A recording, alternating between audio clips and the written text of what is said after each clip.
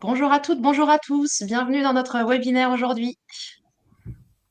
Bonjour, bonjour. Bienvenue à notre 10e webinaire. Je vois qu'on est déjà presque une trentaine, on est 28, donc on va pouvoir commencer tranquillement. Attends une minute. Bon, c'est bon, on va commencer. On peut- Alors, donc bienvenue à toutes et à tous. Merci à ceux qui rejoignent cette chaîne pour la première fois. Euh, et puis merci à ceux qui continuent de nous suivre. Donc c'est notre 10e webinaire. Aujourd'hui, le sujet, c'est comment rédiger une offre d'emploi inclusive. Donc, s'interroger sur ces pratiques de rédaction et diffusion des offres d'emploi. Du coup, on va faire une petite présentation de l'association. On l'a fait à chaque fois, un peu traditionnel. Donc, pour ceux qui ne connaissent pas, notre association s'appelle Tout est possible. On est une association loi 1901 et on agit dans l'insertion professionnelle. Donc, on concentre nos actions sur 3 cibles. Une première cible qui va être les personnes éloignées de l'emploi, en particulier les publics invisibles, grâce à une ligne d'assistance téléphonique qu'on a avec des conseillers en interne qui sont là pour répondre aux personnes sur toutes les questions de l'emploi et leur apporter des solutions pour toute personne pour qui ce serait le moment de retourner à l'emploi, de façon urgente ou non. On a une autre cible qui est l'écosystème de l'insertion, en particulier du coup les structures d'accompagnement. On a des projets où on tisse des liens, on favorise les coopérations pour pouvoir créer des parcours plus fluides, des parcours sans couture pour les bénéficiaires. Et une troisième cible qui sont les entreprises, où on les accompagne, on les sensibilise sur les enjeux de l'inclusion et on les accompagne à mettre en place des projets et des solutions en accord avec leur politique pour être plus inclusive. Donc les participants, enfin les intervenants aujourd'hui sont Anaïs et moi-même. Donc tous les deux, on est chefs de projet, on accompagne les organisations dans leur politique RH sur l'inclusion. Alors le sujet de ce jour, donc c'est l'offre d'emploi inclusive.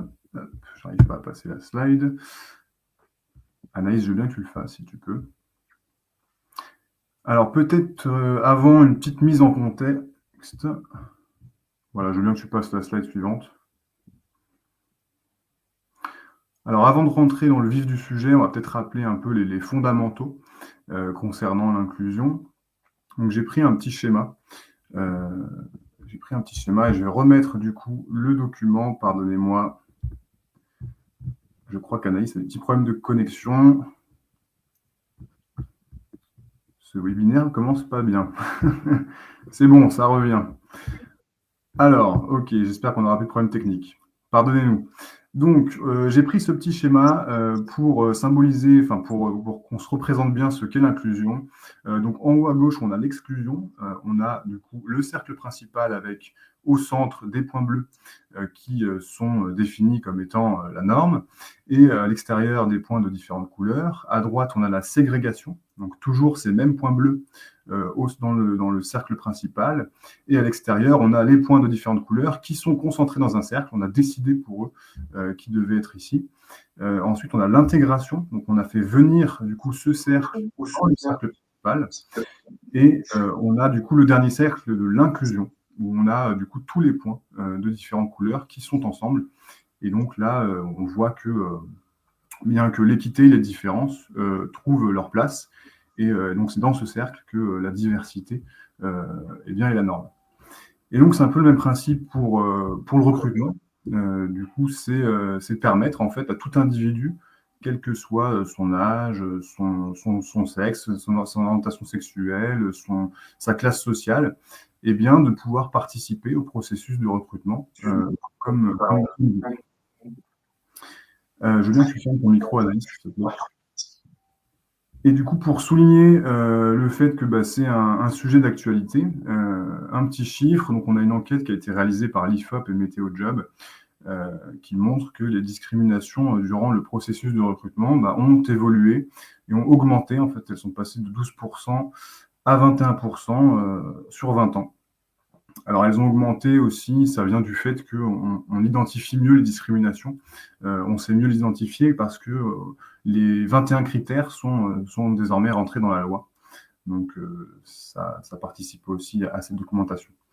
Et je vais te donner la main, Anaïs, pour la slide suivante. Merci Hugo. Oui, donc l'offre d'emploi, c'est bien souvent le premier contact entre une personne et une entreprise. C'est important à garder en tête. Pour préparer ce webinaire, on est revenu se pencher sur les archives un petit peu. On a retrouvé cette offre d'emploi donc d'un employeur qui cherchait à recruter très spécifiquement des personnes de sexe féminin, jeunes et avec le statut marital de célibataire. Donc on voit que c'était assez spécifique et qu'en termes d'inclusion, il y avait vraiment là des gros progrès à faire. Donc on en a fait, hein. On voit que les standards ont quand même évolué par rapport à ça. Euh, Aujourd'hui, ce qui est important à garder en tête, c'est que l'objectif de l'offre d'emploi, c'est à la fois de permettre au candidat de savoir est-ce qu'il va pouvoir répondre aux attentes de l'entreprise, mais c'est aussi pour lui de savoir est-ce que l'entreprise va être en mesure de répondre à ses attentes en lui ou à elle en tant que personne. Donc, intéressant de toujours garder ça en tête. Et notamment, voilà, qu'est-ce qu'un candidat vient rechercher quand il regarde, un candidat ou une candidate, quand il regarde une annonce? Euh, une enquête nous révélait récemment que 87% des candidats cherchent à connaître le salaire quand ils consultent une offre d'emploi. Or, seulement 30% des entreprises l'affichent. C'est vrai pour le salaire, c'est vrai pour un certain nombre d'avantages, la mutuelle, tout ce genre de choses. Donc, intéressant de toujours se poser la question, qu'est-ce que la personne qui consulte mon offre va chercher comme information dans cette offre et comment elle va pouvoir se projeter. Alors après ce petit élément d'introduction, on va pouvoir se pencher maintenant sur 5 choses à éviter si on veut pouvoir être le plus inclusif possible. On viendra ensuite voir les 5 bonnes pratiques et puis on se gardera un petit temps à la fin de la séance pour vos questions, vos échanges. Donc n'hésitez pas à les poser dans le chat et on viendra y répondre au fil de l'eau ou à la fin du webinaire. Du coup, je regarde un petit peu en parallèle. Est-ce que voilà, il y a déjà des questions? Pas encore. OK. Donc, on se penche justement sur voilà, qu'est-ce qu'on va vouloir éviter? On va vouloir éviter tout d'abord de mettre des barrières qui seraient inutiles dans notre offre. C'est-à-dire que très souvent, on voit des offres qui listent de très nombreux critères à remplir. Or, ce qu'il faut garder en tête, c'est que à chaque fois qu'on va rajouter un critère, potentiellement, on va se fermer la porte de personnes qui ne vont pas candidater parce qu'elles ne répondent pas pleinement ou elles estiment qu'elles ne répondent pas pleinement à ce critère. Donc, des critères très nombreux, trop spécifiques, ça risque de décourager des candidats parce qu'on sait en plus que l'autocensure, elle est très importante, notamment chez des personnes qui, par exemple, ont été éloignées de l'emploi ou qui sont souvent victimes de discrimination. On sait que l'autocensure, le manque de confiance peuvent déjà être un frein à l'emploi. Donc, le plus on va pouvoir être vigilant à ça et le plus on va ouvrir les portes à une multitude de candidats qui peut-être n'ont pas toutes les compétences que l'on recherche, tous ces critères, mais qui seraient en mesure d'apprendre et de s'y adapter. Donc vraiment important de se dire, OK, quels sont les critères absolument indispensables aujourd'hui et sur quels critères je vais pouvoir être plus flexible et essayer, voilà, de rester le plus réaliste, clair, concret possible pour permettre à un maximum de personnes de se projeter dans le job pour ne pas justement attirer que des personnes aussi qui seraient un petit peu sur le même formatage et pouvoir voilà, accueillir une diversité de personnes. On voit par exemple sur l'offre qu'on a mis là de secrétaire médical par exemple, qu'on demande l'anglais optionnel. C'est intéressant de le mettre en optionnel. Peut-être on aurait pu voilà, être encore un petit peu plus spécifique pour ne pas se fermer les portes, par exemple, de quelqu'un qui parlerait pas anglais, mais qui voit optionnel et qui du coup va hésiter. Voilà, c'est un exemple. Deuxième pratique qu'on va chercher à éviter, c'est d'avoir un langage excluant. Et ça peut aller très vite. C'est-à-dire qu'il y a certains mots, certaines phrases qui, intentionnellement ou non, et c'est très souvent non intentionnellement, vont en fait discriminer des personnes ou les invisibiliser. Et c'est intéressant de l'avoir en tête. Par exemple, on peut prendre cet exemple-là ici des offres en tutoiement qui sont de plus en plus utilisées. Or, non, 10% des annonces. et leur nombre, elle a augmenté de 91% là en 3 ans sur la plateforme Indeed. Ça rejoint un petit peu des phrases qu'on voit souvent du type rejoignez une équipe jeune et dynamique.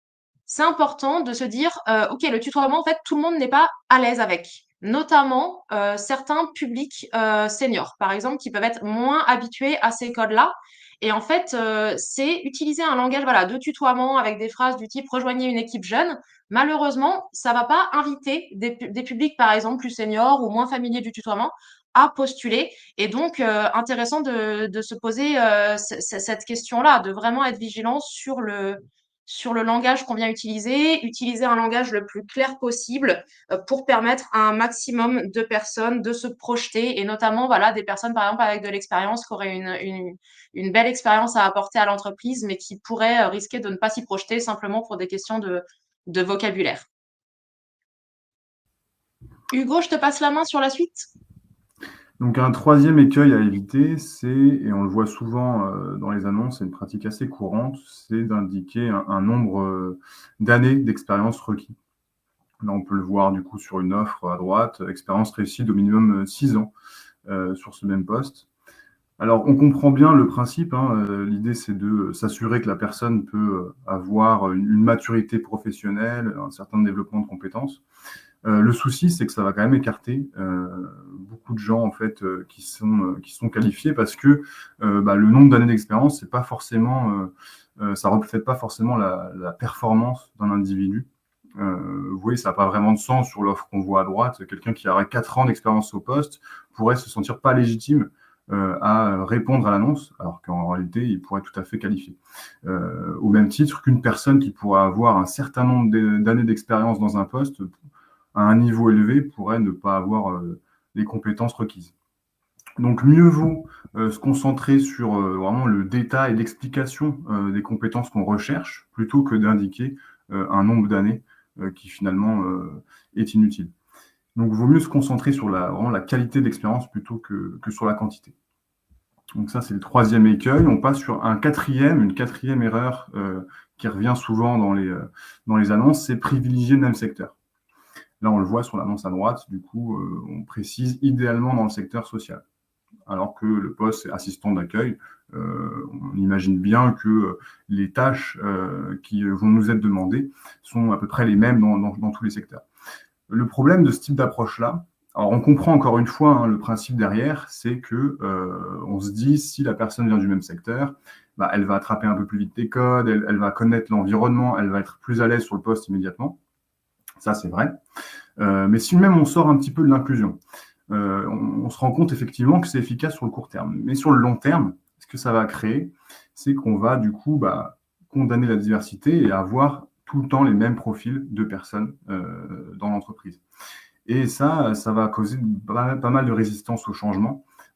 Et donc, on va manquer des opportunités d'innovation parce que avoir un assistant d'accueil qui viendrait d'un autre secteur, je ne sais pas, par exemple l'automobile ou peut-être que les manières de procéder sont différentes, etc., il pourrait apporter un regard extérieur qui serait intéressant pour l'entreprise. Donc, la bonne pratique, ce serait plutôt de rechercher un équilibre entre les candidats qui viennent du secteur en question et ceux qui viendraient d'autres horizons. Le cinquième écueil, si la slide veut bien passer, c'est d'éviter le jargon professionnel. Là, on peut le voir sur une offre à droite. Alors, je l'ai sélectionné parce que ça m'a fait penser à un projet qu'on avait mené avec une entreprise l'an dernier sur justement la reformulation de l'offre d'emploi. Et dès le titre, il y avait un problème, c'était conducteur de ligne, comme l'annonce qu'on voit là, conducteur de ligne. Et on avait interrogé des demandeurs d'emploi et ils pensaient qu'il fallait le permis pour être conducteur de ligne. Alors, il s'agit effectivement de conducteur de ligne de production. Mais si on oublie le de production, forcément, ça perd son sens. Et on le voit un petit peu plus bas, renseigner toutes les activités dans la GMAO. Si on ne vient pas du milieu, on peut vite être perdu. Et du coup, ce jargon professionnel, il va avoir tendance du coup à écarter pas mal de candidats qui vont se sentir intimidés en fait. Ils vont se sentir intimidés par du coup l'emploi de ce jargon parce qu'ils vont pas se sentir de ce milieu-là et du coup ils vont sentir aucune légitimité à postuler. Alors c'est précisé en bas de l'annonce, là je l'ai pas mis, mais c'est précisé qu'ils sont ouverts à vraiment toute toute candidature, même des débutants. Donc, vaut mieux éviter voilà, ce jargon-là et être tant que possible précis dans ce qu'on dit, mais tout en n'utilisant pas ce jargon professionnel. Même des candidats qualifiés, ça pourrait aussi, ils pourraient avoir de la réticence pour répondre à cette offre-là. Donc voilà, éviter ça tant que possible, même si on comprend que parfois c'est compliqué parce qu'on est en train de décrire certaines tâches d'un certain secteur et du coup c'est plus facile d'utiliser les termes, eh bien on fait un effort, du coup on reformule, quitte à pas être tout à fait dans l'exactitude de la tâche, mais voilà, au moins on essaye d'être le plus clair et le plus accessible. Donc je vais redonner la main à Anaïs. Maintenant qu'on a vu du coup les 5 erreurs à pas connaître, on va parler des 5 bonnes pratiques du coup à intégrer dans vos offres d'emploi.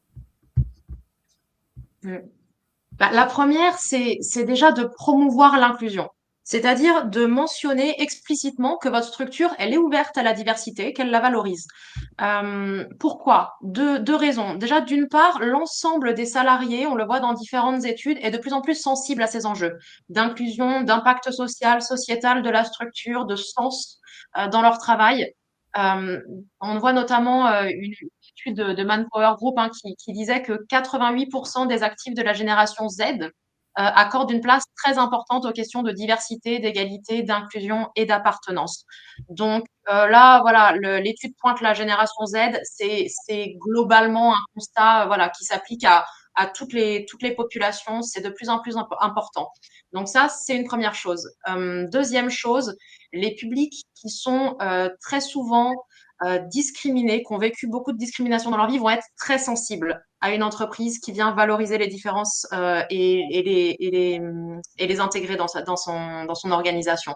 Donc, ça va vraiment être très, très important de le mentionner explicitement. Un exemple, c'est d'intégrer une petite phrase simple dans l'offre d'emploi. Inclusion et valorisation de la diversité. Notre entreprise s'engage à offrir un environnement de travail accueillant et respectueux à tous les talents, indépendamment de leur origine, de leur genre, parcours, pour qu'ils trouvent leur place et puissent s'épanouir. Voilà, une petite phrase comme ça pose le cadre, ça mentionne ces valeurs de l'entreprise et de plus en plus de personnes y sont sensibles. Donc ça, c'est vraiment une première chose.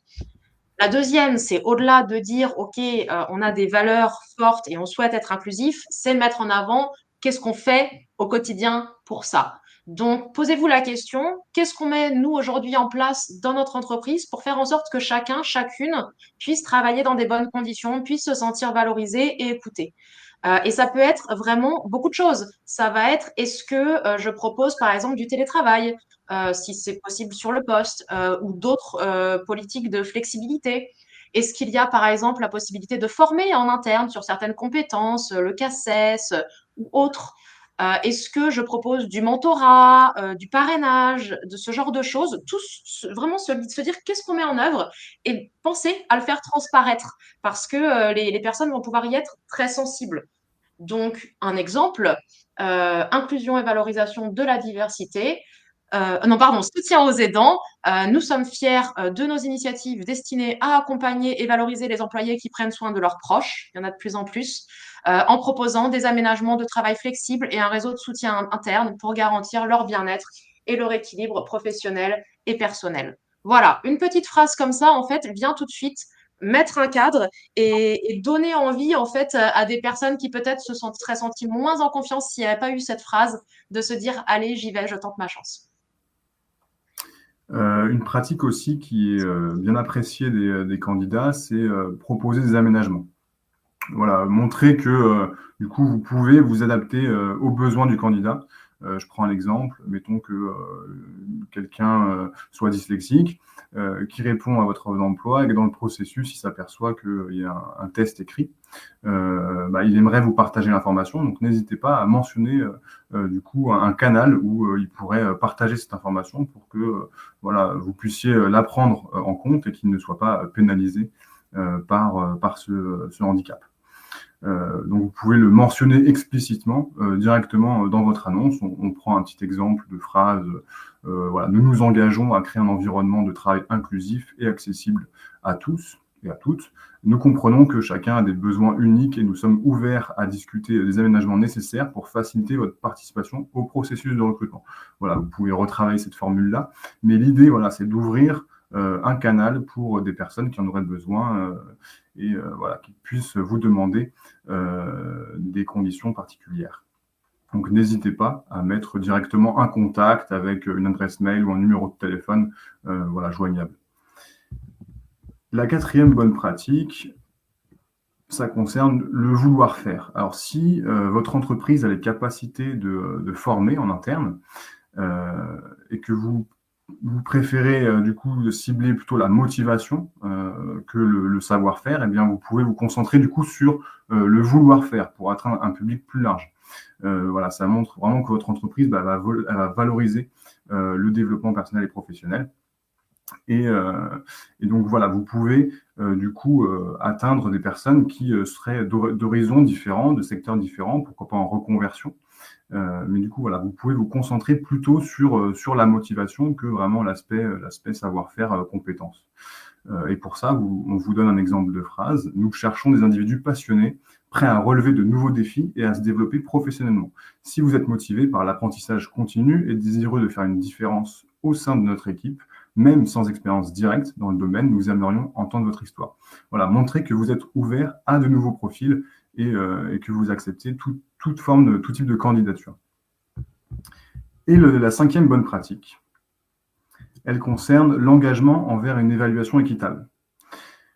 Quand on est une personne voilà, avec une particularité, on se sent un petit peu hors des normes, on se sent un profil atypique. Souvent, en fait, on a peur d'être pénalisé lors de la sélection. Une offre inclusive, pour nous, doit mentionner le fait que vous avez un processus parfaitement équitable. On imagine que vous qui suivez ce webinaire actuellement, vous êtes soucieuse d'avoir un parcours de sélection équitable. Alors, n'hésitez pas vraiment à le mentionner. Montrez aux personnes que voilà, vous êtes impartial et qu'elles seront jugées uniquement sur des critères de compétences, de motivation, et que voilà, peu importe l'identité qu'on a, on sera traité au même titre que les autres. Et donc, pour ce faire, vous pouvez, par exemple, mentionner la phrase suivante: notre processus de sélection est conçu pour être juste et impartial, visant à reconnaître et valoriser vos compétences uniques et votre potentiel indépendamment de votre parcours. Voilà pour la cinquième bonne pratique. Et donc, on a fait le tour des petites erreurs à éviter et des 5 bonnes pratiques à mettre en place directement dans vos offres d'emploi pour être plus inclusives et atteindre un public plus large. Donc, si vous avez des questions, eh bien, n'hésitez pas à les poser dans le chat. Alors, je vois qu'il y a déjà quelques réactions. On a une question de Noah. Alors, bonjour, comment peut-on intégrer la vision terrain opérationnel dans la rédaction des offres d'emploi? Très facilement. Donc, si Noah, vous faites partie de la fonction RH, vous pouvez directement aller consulter la personne qui occupe le poste pour lequel vous souhaitez recruter. Ça vous permettra d'avoir une vision terrain et à cette occasion, vous pourrez lui demander du coup les compétences essentielles qui sont nécessaires pour le poste. Ça vous permettra d'éviter d'aller imaginer des compétences qui ne seraient pas utiles et qui viendraient alourdir l'offre alors que ce n'est pas nécessaire. Donc voilà, c'est une bonne façon de faire que d'aller consulter du coup les personnes qui sont au poste directement. Oui. J'en profite. Je rebondis sur le commentaire de Fabienne qui relevait qu'on a mentionné qu'il y avait 21 critères de discrimination et demandait si ce n'était pas 25. C'est bien 25. Merci pour votre vigilance. C'est bien 25 critères de discrimination, aussi 26. Donc effectivement un certain nombre. Et il y en a qui sont très connus, il y en a qui le sont moins. Oui, tout à fait. C'est bien 25. Ouais, j'ai dit 21 parce que je crois qu'il y avait une date, c'était 2021, du coup j'avais fait un raccourci, mais effectivement c'est bien 25 critères. Et donc pour les plus connus, c'est l'âge, l'orientation sexuelle, l'origine ethnique. Et pour les moins connus, ça peut être le patronyme par exemple, ça peut être la domiciliation bancaire. Alors, on a une question de Véronique. Que pensez-vous de l'écriture inclusive qui, si elle permet de s'adresser indifféremment aux hommes et aux femmes, rend la lecture difficile à certains handicaps? Effectivement. Est-ce que tu veux répondre, Anaïs, sur ce sujet? Oui, c'est vrai qu'effectivement là, les points de vue, les points de vue divergent. Euh, Privilégié. En tout cas, voilà, c'est le positionnement actuel, moi, auquel je suis arrivée. Privilégier, en fait, les termes qui vont permettre justement d'englober les hommes et les femmes, indépendamment du terme. C'est-à-dire, voilà, essayer d'utiliser au maximum, par exemple, les personnes, voilà, pour des formulations qui vont, voilà, permettre d'inclure les deux genres dans, voilà, tout en s'exprimant de la manière la plus lisible possible. Donc voilà, il y a des façons de formuler les choses qui vont permettre voilà d'intégrer les deux en essayant voilà de faire des choses qui interrompent le moins possible la lecture. Ça c'est intéressant de voir aussi voilà les évolutions générales de notre société autour de l'écriture inclusive. On se dirige de plus en plus vers le fait de choisir des formules qui incluent le maximum de personnes, mais sans forcément aller intégrer des nouveaux codes d'expression. Après, ça peut être aussi des partis pris. Mais c'est intéressant, cette question de l'écriture inclusive. J'en profite pour faire une petite digression parce que ça nous amène à la question aussi du format de l'offre. Parce que là, on parlait du contenu et de son fond, mais il y a aussi effectivement la forme de l'offre où parfois on pourrait être beaucoup plus inventif pour toucher plus de monde que ce qu'on le fait actuellement, que ce qu'on fait aujourd'hui. Là, on parle souvent par défaut d'offres d'emploi écrites. On peut aussi imaginer des offres d'emploi, par exemple, tournées en vidéo ou audio, qui justement permettraient de lever le frein pour certaines personnes. Et typiquement, ça permet d'aller au-delà de cet enjeu d'écriture inclusive, par exemple. Merci Anaïs pour ta Je réponse. vois. Et on a une remarque d'Amaury qui nous précise que les polices sans empattement sont plus lisibles pour les personnes 10. Effectivement, ces polices-là, elles sont moins chargées. Et pour en donner une classique, Arial, c'est une police sans empattement. Donc ça peut être judicieux, effectivement, d'utiliser. C'est une très bonne remarque. On a une question de Julie. Comment sensibiliser les hiring managers à ce sujet? Alors effectivement, c'est une très bonne question. Déjà, vous pouvez reprendre les slides de ce webinaire qui sont téléchargeables et vous pouvez aller directement, faire une petite présentation aux responsables responsables recrutement dans vos structures. Après, je l'ai évoqué un peu au début aussi du webinaire. On sensibilise aussi aux enjeux de l'inclusion, en particulier, on fait un gros focus sur le recrutement inclusif et on a une fresque des entreprises inclusives qui se déroule sous deux formats. On fait une fresque multi-acteurs, parfois, qui se déroule dans différentes métropoles en France. Et on a aussi un format plus personnalisé où les entreprises nous font appel à nous et on vient animer directement la fresque des entreprises inclusives dans les locaux avec les employés, avec les managers. Ça permet aussi d'avoir un peu l'adhérence en fait de tout le monde pour mettre en place ce genre de projet, ce genre de pratique de recrutement inclusif. Donc voilà, n'hésitez pas à nous solliciter sur le sujet. On se fera un plaisir de vous répondre plus précisément là-dessus. On a une autre question de Noah. Qu'est-ce qu'on peut faire au-delà de la façon dont on rédige l'offre pour qu'elle touche un maximum de personnes? Est-ce que tu veux que je te laisse répondre, Anaïs? Ouais, merci Hugo. Effectivement, ça vient se connecter à ce que j'évoquais sur la façon dont on la diffuse. On peut penser à un certain nombre de canaux, de réseaux sociaux, mais aussi de groupes très ciblés, de groupes locaux, par exemple, très ciblés sur Facebook ou via d'autres réseaux sociaux. Il y a vraiment une multitude de choses qu'on peut faire aussi, de s'interroger sur qui autour de nous, localement, est en mesure de mettre en visibilité cette offre à des demandeurs d'emploi. Ça, c'est aussi des questions qu'on peut aller se poser. On détaille, je pense qu'on fera un webinaire dédié sur le sujet de la diffusion de l'offre parce qu'en fait, il y a vraiment beaucoup de choses à dire. En amont, si ces sujets vous intéressent et si vous voulez aller plus loin, je partageais dans le chat le lien de notre site qui s'appelle Mise à jour RH où on partage un certain nombre de fiches pratiques sur ces éléments de rédaction d'une offre, de rencontre du candidat, de diffusion de l'offre. Donc, n'hésitez pas à aller consulter ce site miseajourrh.fr qui est donc, j'ai mis le lien dans le chat. Euh, Vous le trouverez également sur notre site internet, sur nos réseaux sociaux. Vous pouvez aussi nous suivre sur LinkedIn.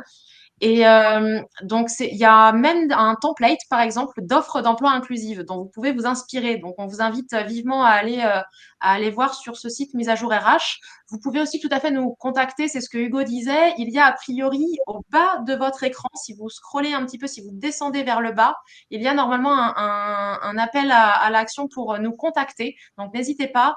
On reviendra vers vous avec plaisir pour discuter aussi voilà, des cas particuliers selon votre secteur géographique, d'activité, etc.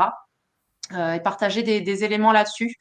Et les anglicismes, Virginie mentionne les anglicismes, et oui, et typiquement, je viens d'en faire un. Donc, c'est vrai que c'est comme beaucoup de choses, en fait, c'est inconscient, en fait. Enfin, c'est des réflexes qu'on a de choses. Donc, ça vient avec le temps de mettre en œuvre des choses pour agir différemment. Parce que tout à fait, les anglicismes vont être de nature à refroidir certaines personnes, ouais. Mais Euh, tu as bien dit appel à l'action et pas call to action. Donc, c'est faut pas ça. proscrire. Mais en tout cas, oui, effectivement, à proscrire dans les offres d'emploi quand c'est pas nécessaire. Ouais. Et j'en On- profite pour refaire un petit point de détail là-dessus parce qu'on a volontairement été vite avec Hugo pour laisser du temps justement pour plus d'interaction à la fin et rebondir plus spécifiquement sur ce qui vous intéresse. Mais quand on parle de justement mentionner ce qu'on met en avant en termes d'efforts d'inclusion, ça va être aussi bien ce qu'on met en avant en termes d'efforts d'inclusion au sein de l'entreprise au quotidien quand la personne est dans l'emploi que ce qu'on met ce qu'on fait pour l'inclusion dans le parcours de recrutement. Et ça, c'est vraiment des choses, encore une fois, de nature à vraiment encourager des personnes à candidater.